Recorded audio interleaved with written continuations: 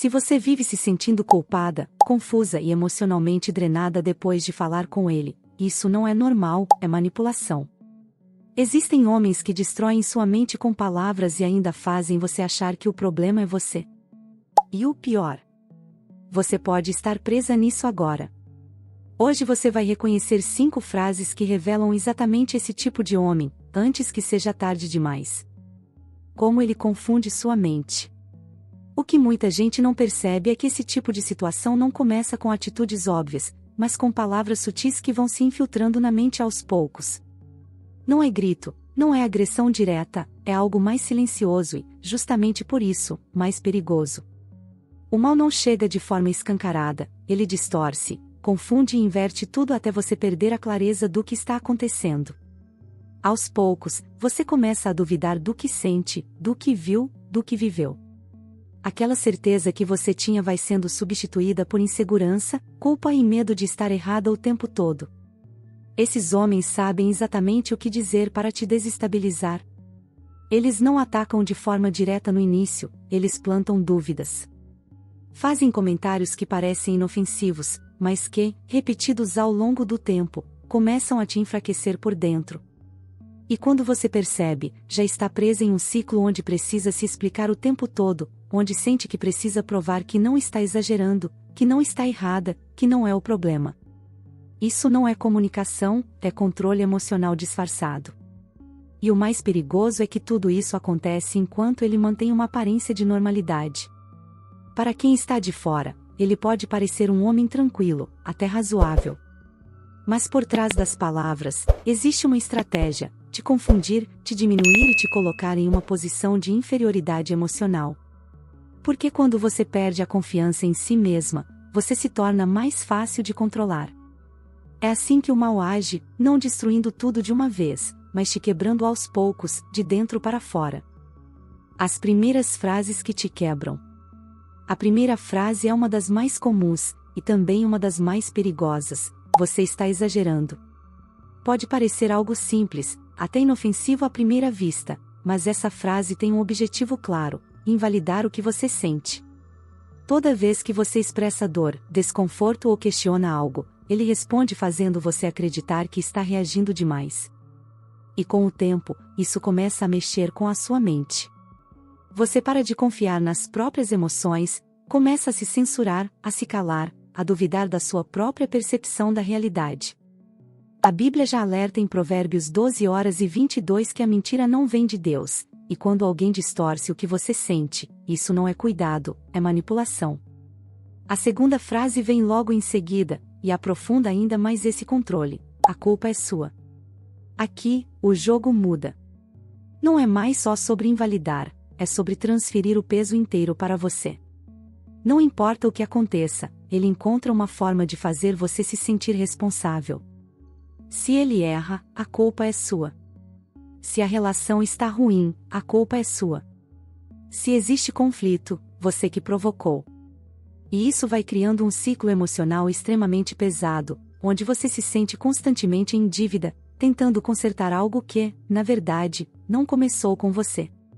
Em Isaías 5:20 está escrito: ai dos que chamam o mal de bem e o bem de mal, e é exatamente isso que acontece aqui, uma inversão completa da verdade.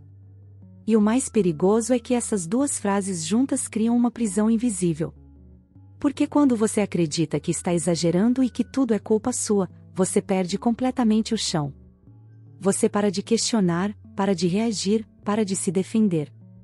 E é exatamente aí que o controle se fortalece. O mal não precisa gritar quando já conseguiu fazer você se calar por dentro. A frase que te prende. A terceira frase marca um ponto de virada, porque aqui o controle deixa de ser sutil e começa a se tornar emocionalmente aprisionador: ninguém vai te amar como eu. À primeira vista, pode até soar como algo romântico, quase uma declaração de exclusividade. Mas por trás disso existe uma intenção clara: te fazer acreditar que você não tem saída. Que fora daquela relação não existe amor, não existe acolhimento, não existe valor. É uma frase que planta medo, medo de ficar sozinha, medo de não ser suficiente, medo de nunca mais ser amada. E quando esse medo se instala, você começa a tolerar coisas que antes nunca aceitaria. Começa a justificar comportamentos, a ignorar sinais, a diminuir a própria dor só para não perder aquilo que, no fundo, já está te ferindo. Isso não é amor, é dependência emocional sendo construída palavra por palavra. A Bíblia é clara em 2 Timóteo 1:7 ao dizer que Deus não nos deu espírito de medo, mas de poder, amor e equilíbrio.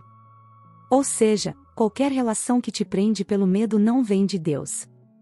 Essa frase funciona como uma âncora invisível. Porque mesmo quando você começa a perceber que algo está errado, essa ideia volta na sua mente, e se ele estiver certo? E é assim que muitas pessoas permanecem em situações que as destroem por dentro, não por falta de força, mas porque foram levadas a acreditar que não existe vida fora dali. O mal não precisa te acorrentar fisicamente quando já conseguiu prender sua mente. Quando você começa a desaparecer. A quarta frase começa a atacar diretamente quem você é. Você precisa mudar. Não no sentido saudável de crescimento, mas como uma exigência constante de adaptação para agradar. Nada do que você faz é suficiente. Sempre há algo errado, algo a corrigir, algo a ajustar. E, aos poucos, você começa a se moldar para caber nas expectativas dele, abrindo mão da sua essência, dos seus valores, da sua identidade. Em Romanos 12:2 está escrito para não se conformar com este mundo, mas ser transformado pela renovação da mente, ou seja, mudança que vem de Deus edifica, não destrói quem você é. Quando a mudança é imposta para te diminuir, isso não é crescimento, é controle. A quinta frase é a mais destrutiva de todas: sem mim você não é nada. Aqui não existe mais sutileza, é um ataque direto à sua identidade e ao seu valor. Essa frase tenta te convencer de que você não tem força, não tem valor e não tem vida fora daquela relação. É assim que a dependência emocional se fecha completamente, porque quando você acredita nisso, você começa a se anular. Seus sonhos perdem força, sua voz se cala, sua autoestima desaparece. Mas a verdade é outra. Em Salmos 1:14 está escrito que você foi criada de forma maravilhosa, o seu valor não vem de alguém, vem de Deus. E quando essas duas frases se juntam, o efeito é devastador. Primeiro ele te faz acreditar que você precisa mudar tudo em si mesma, depois te convence de que, mesmo assim, você nunca será suficiente sem ele. Isso cria um ciclo onde você se esforça, se desgasta e se perde, enquanto ele mantém o controle. O mal não quer apenas te ferir, ele quer te apagar. Porque quando você esquece quem você é, você se torna completamente vulnerável a qualquer tipo de domínio emocional. O que está por trás disso? Depois de reconhecer essas frases, a verdade começa a ficar impossível de ignorar. Isso não é apenas sobre comportamento, existe uma influência espiritual por trás. Porque tudo o que vem para confundir, culpar, prender e destruir a sua identidade não vem de Deus. Em 1 Coríntios 14:33 está escrito que Deus não é Deus de confusão, mas de paz. Ou seja, se uma relação te deixa constantemente confusa, insegura e emocionalmente esgotada, isso já é um sinal claro de que algo está fora do propósito de Deus. O problema é que muitas pessoas tentam normalizar esse tipo de situação. Dizem que é fase, que é jeito dele, que todo relacionamento tem problemas. Mas existe uma diferença entre imperfeição humana e destruição contínua. Uma relação saudável pode ter conflitos, mas não te faz duvidar da sua sanidade, não te coloca em culpa constante e não te faz se sentir pequena o tempo todo. Em Gálatas 5:22-23, a Bíblia descreve o fruto do Espírito: amor, paz, paciência, bondade, domínio próprio. Se isso não está presente, algo está errado. Esse é o momento de abrir os olhos, não só emocionalmente, mas espiritualmente. Porque enquanto você continuar tentando entender isso apenas no nível humano, você pode acabar justificando o que nunca deveria ser aceito. Discernimento espiritual é o que te permite enxergar além das palavras e reconhecer a intenção por trás delas. Em Efésios 6:12 está escrito que a nossa luta não é contra carne e sangue, mas contra forças espirituais, e isso explica por que, muitas vezes, você sente que está sendo atacada de uma forma que vai além do visível. Amor verdadeiro não manipula, não controla, não destrói sua identidade. Amor verdadeiro traz paz, clareza e segurança. E quando você entende isso, algo muda dentro de você. Você para de aceitar migalhas emocionais disfarçadas de cuidado e começa a reconhecer o seu valor. Porque Deus não te chamou para viver confusa, culpada e presa, Ele te chamou para viver em verdade, liberdade e paz. Acorde antes que seja tarde.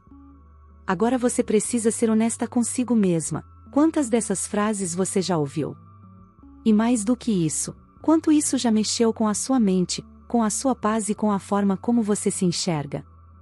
Porque depois que você reconhece esse padrão, não dá mais para fingir que não vê. Ignorar isso não vai fazer desaparecer, só vai te manter presa no mesmo ciclo. Talvez uma parte de você ainda queira justificar, minimizar, acreditar que pode mudar, mas a verdade é que enquanto você continua aceitando esse tipo de palavra, você continua permitindo que isso te destrua por dentro. E isso não é sobre ser fraca, é sobre ainda não ter enxergado com clareza o que está acontecendo. Se esse vídeo abriu seus olhos de alguma forma, então não para por aqui. Se inscreve no canal agora, porque aqui você vai aprender a discernir o que é manipulação, o que é emocionalmente destrutivo e o que realmente vem de Deus. E mais importante, você vai começar a recuperar algo que talvez já tenha perdido há muito tempo, a sua paz. Lembre disso, nem toda palavra vem de amor, algumas vêm para te confundir, te prender e te destruir. E quanto mais cedo você reconhecer isso, mais cedo você se liberta.